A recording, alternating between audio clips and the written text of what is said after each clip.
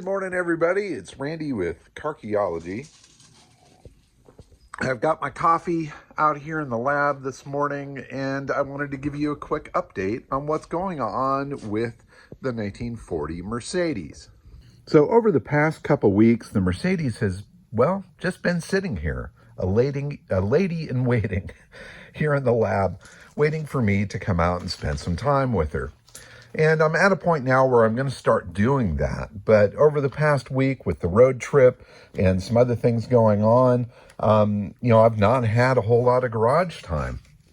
But I have been able to spend some time doing research. I've posted up some photos on Instagram of the car and trying to track the history of it. Some miraculous things have come to light over the past couple weeks on the Mercedes, and I'm really thrilled with the direction that it's going so far.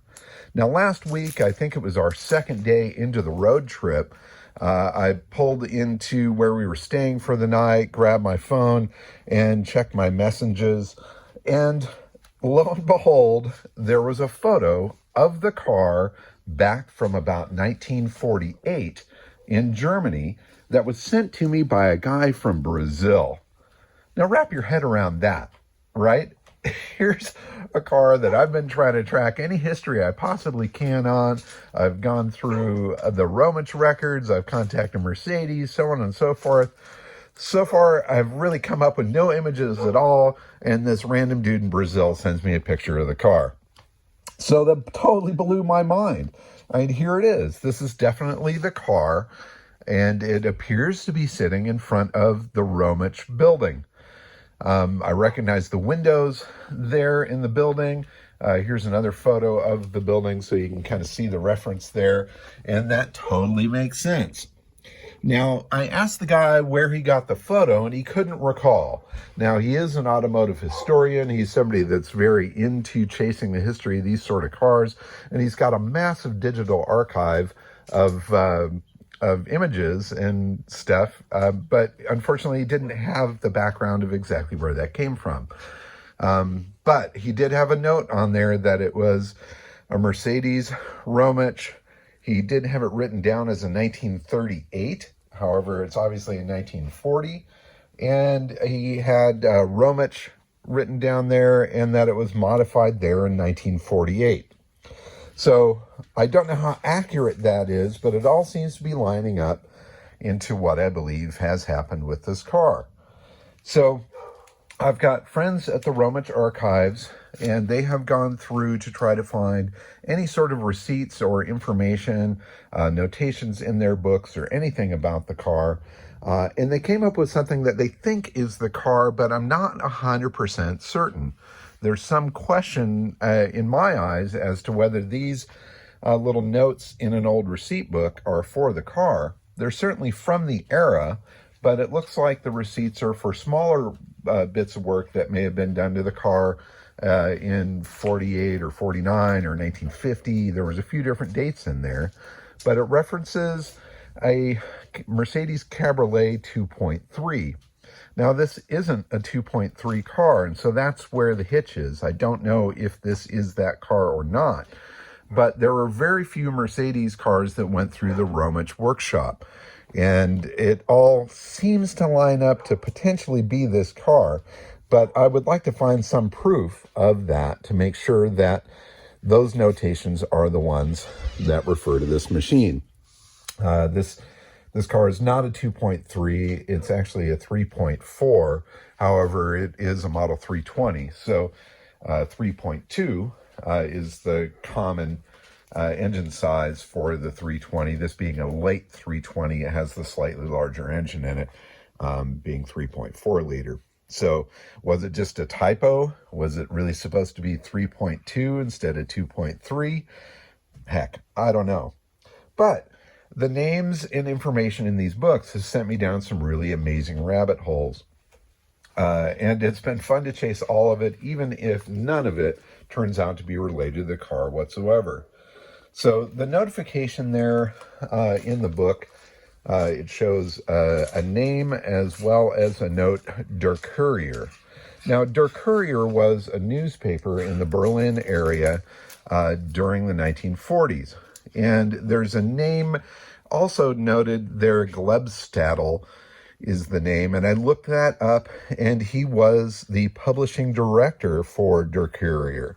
So it's very possible that this car had some connection to that publishing company, either to Gebstadl or to perhaps somebody higher up than him in the Der Courier organization.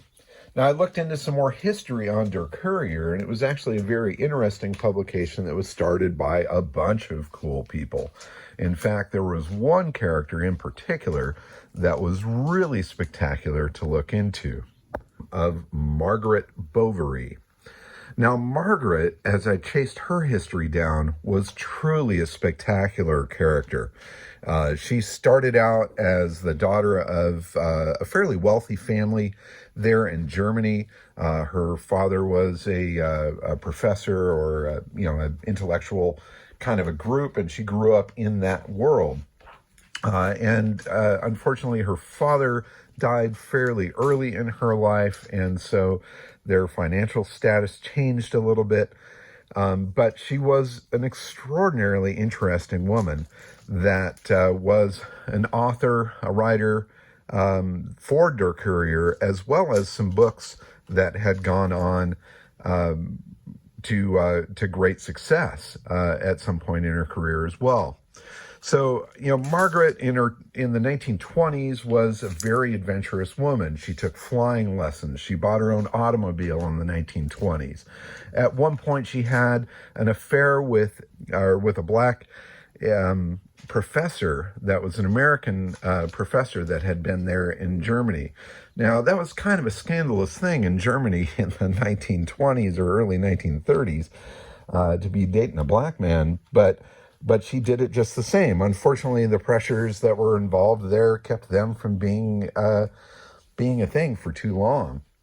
But she was also a very vocal person in regards to the Nazi Party and the things that were going on there.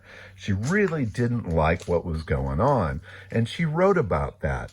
But she wrote about that in a way that kept her, it kept her out of prison, and it kept her from getting killed. Although she was detained a couple of times due to her beliefs and her connections to people that were against the Nazi Party. It was really fantastic to read all of this. And she, at one point during the war, came to America where her mother had come after the passing of her father. And she spent some time in New York with her mom and was trying to decide what to do. Did she want to stay in the U.S. or did she want to go back to Germany? And she decided that her home was really there in Berlin.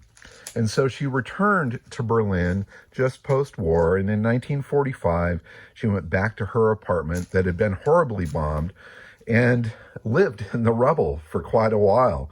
In fact, she wrote about her experience in Berlin in 1945 and how she was scrambling and scrounging for food. At one point, she found a horse that had died in the street recently, and she used that opportunity to get some meat to eat and things like that. And she documented a lot of the rebuilding of Berlin in the mid-1940s and late 1940s. She wrote about the political parts of things. She became a very celebrated writer there in Germany with her books and her very clear view of the political problems and things that were happening there in that era. She ended up becoming, very well settled financially and very well celebrated.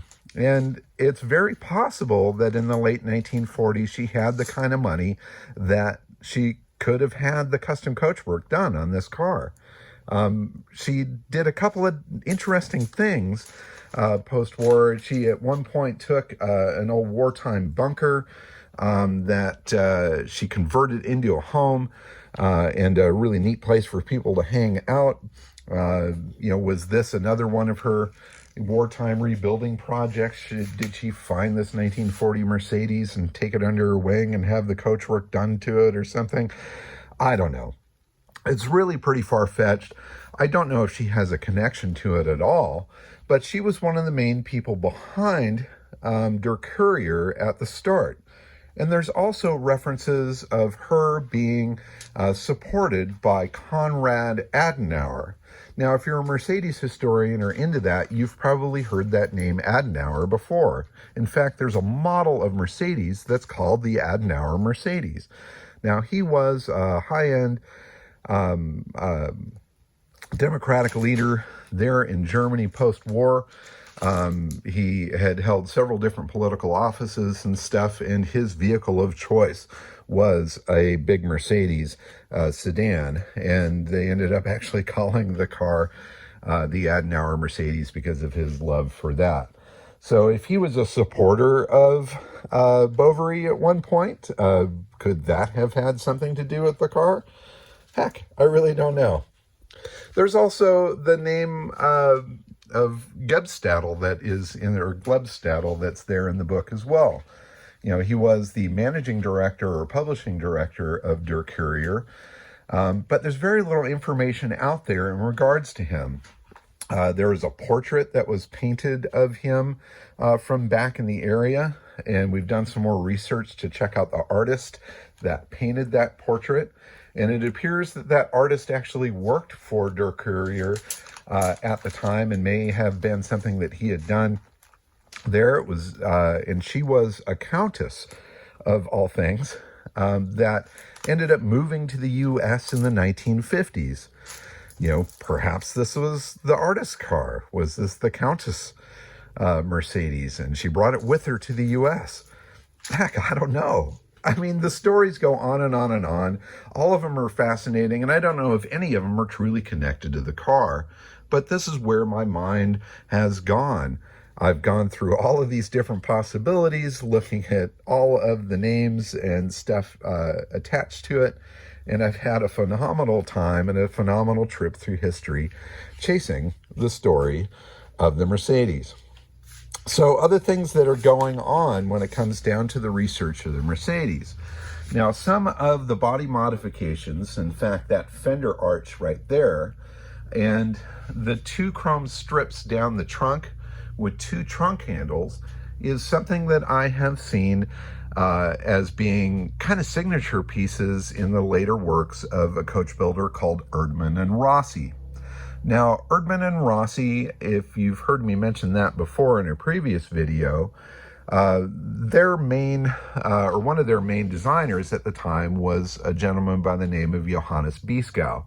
Now, Beeskow, post-war, went over to Romich and ended up designing a Volkswagen-based custom-bodied car that had his name. So the Romich Beeskow is a very, very desirable car. But I'm really curious to see if there's a connection of this Mercedes to Erdmann and Rossi. I mean, in 1940, Romich wasn't doing anything with coach-built Mercedes. They were doing trucks and things like that. But Erdmann and Rossi was definitely the coach builder of choice for all the Nazi elite and for all of the crazy, big-bodied cars. They did, the big armored Grosser Mercedes. They did all sorts of different stuff. And there are a lot of drawings and artwork and photos of cars that were done during the Erdmann and Rossi period under Beeskow's penmanship. And what I'm wondering is if there's a chance that this was a project that was started by Erdmann and Rossi prior to the war, but then the war got in the way. And then he perhaps brought it with him to Romich to complete. So that's another angle that I'm chasing, and I've managed to find, through a friend in Germany, a curator for a big museum over there that has all the Erdmann and Rossi records. He's going through these books with the chassis and engine number of this car to hopefully pop up with something there. I've got an Erdmann and Rossi book here that I've purchased that has documentation of many of their cars. I don't see a notation of that there, although there were several 320 Mercedes that went through Erdmann and Rossi's workshop, but they were ones that were done for the military and were a little more utilitarian than this sexy swoopy body right here. Anyway, I know this is a crap ton of information. It's probably something that you guys are not following along with. But I want to put it all out there so that people know what's going on. And if there's anybody out there that has knowledge or access to any sort of records that might be able to help nail down the history of this crazy Benz, I would love to hear it. So in any case, research has been huge. We've had an awful lot of fun with that particular part of it. The next step is to spend a little time seeing if we can get this beautiful Benz on the road. So I'm going to pop the hood here in just a minute. Try not to disturb the dust. I'm going to pull the plugs out of it, soak the cylinders for a bit. And if we can get the engine to turn, then the next step is to see if we can get that heart to beat once again. Anyway, that's the update on the Mercedes. Thanks very much for watching, everybody. Keep on digging them up and driving them. Thanks for watching. Bye-bye.